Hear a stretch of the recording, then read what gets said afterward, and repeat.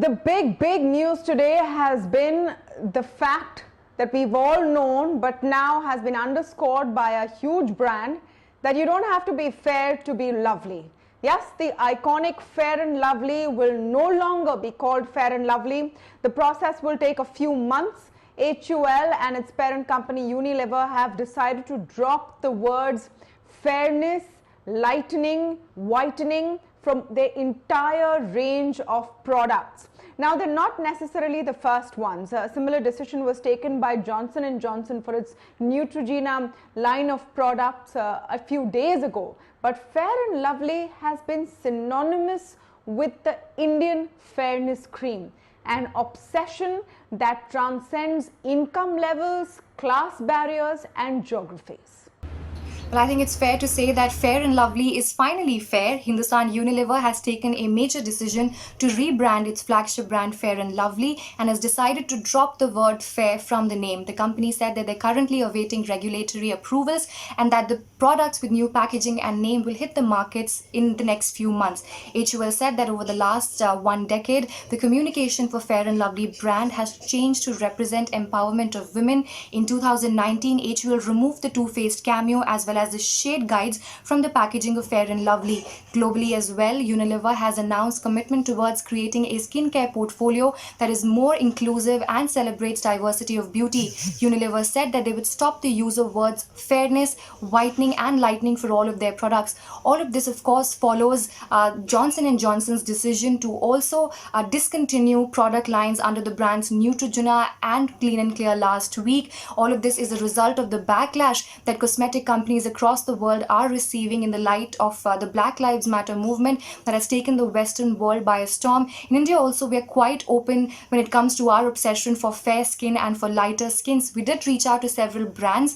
Emami responded by saying that they're currently evaluating internally to decide their next course of action. They also said that they are a responsible corporate citizen and they value their consumer sentiments. Some of the companies have not written back, but I do believe that this is a landmark move, and such a push coming from a company like Hindustan Unilever will definitely encourage or at least pressurize other brands to follow suit. We understand that Shadi.com has also removed the skin tone filter from their website after receiving backlash from several of their customers. So this definitely is a landmark step towards brands taking their social responsibility seriously towards creating brands that are more inclusive and that respect diversity that is present in the world. So will changing the name be enough? And is this truly a watershed moment for the way fairness products, quote unquote, are marketed and produced and consumed across India? To speak to me on this, I'm joined now by Santosh Desai, author, columnist, and of course well-known brand expert. Mr. Desai, great to speak with you. Your first thoughts on, HUL knocking off the fair from Fair and Lovely, and should it really have taken a movement like Black Lives Matter to resonate here in India? So I think it is a step. And it's a step that acknowledges the fact that, sentiment on this subject has changed dramatically over the years. But I think it's still more symbolic than substantive, because I think here what we are seeing right now is half step kind of towards, it's a signaling of intent, because, this brand has been around in India for such a long time that I think merely by changing the name, I don't think its users are going to be deterred from continuing to use it in exactly the same way as they've used it before. So yes, it is a step, but I think it's not really going all the way. Is it also a hesitation to discontinue these kind of products just because they are such huge markets? In Southeast Asian countries, and of course definitely in India, they're huge markets, and like I said earlier, their consumption transcends all kinds of classes of customers across class, across regions, across income levels. Yes, absolutely. I think it's a huge brand. It kind of almost has for decades defined the skincare category in India. And I think there is a business as a kind of an issue with certainly letting that kind of volume go. So discontinuing a brand like this would have a great impact on the company.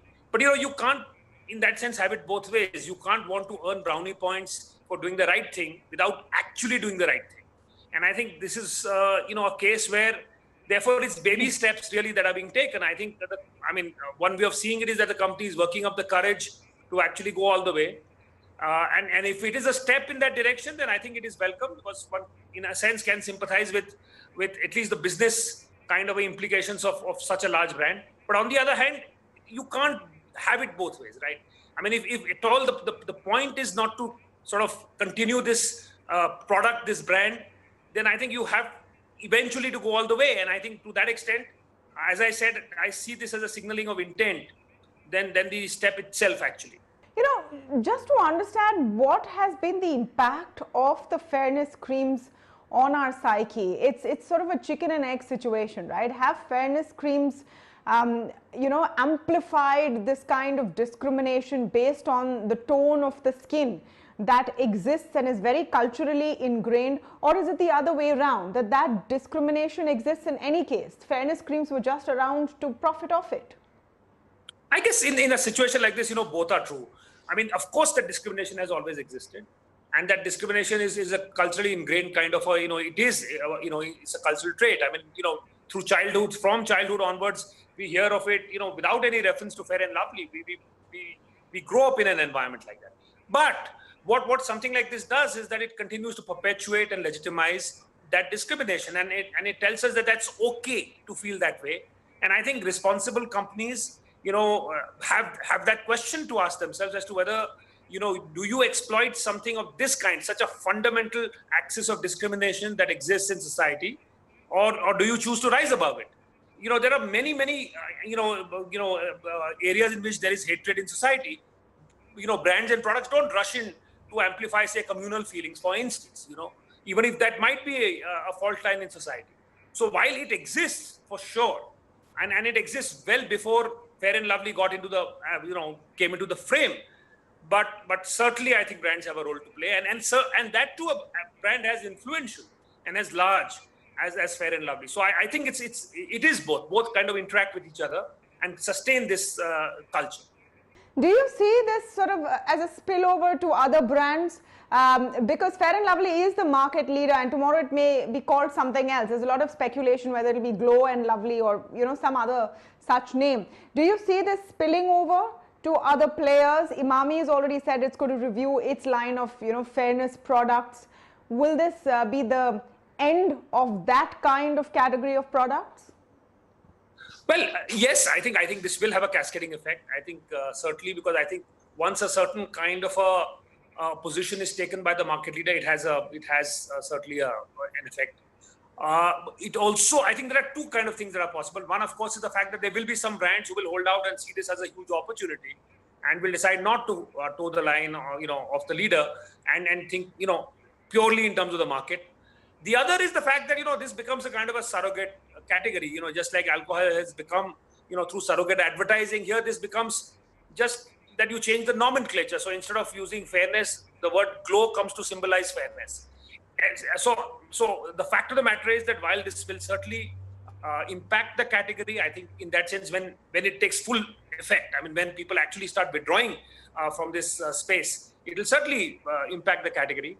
But I think it perhaps will not be instantaneous, and it will also kind of play out, I think, in a number of possible ways. Well, I hope it is. I hope it is, and everyone can do their bit by reinforcing that, fair doesn't mean good and not fair doesn't mean bad. It really doesn't matter at all. Thank you so much, Santosh Desai, for speaking with us on what is truly an iconic day.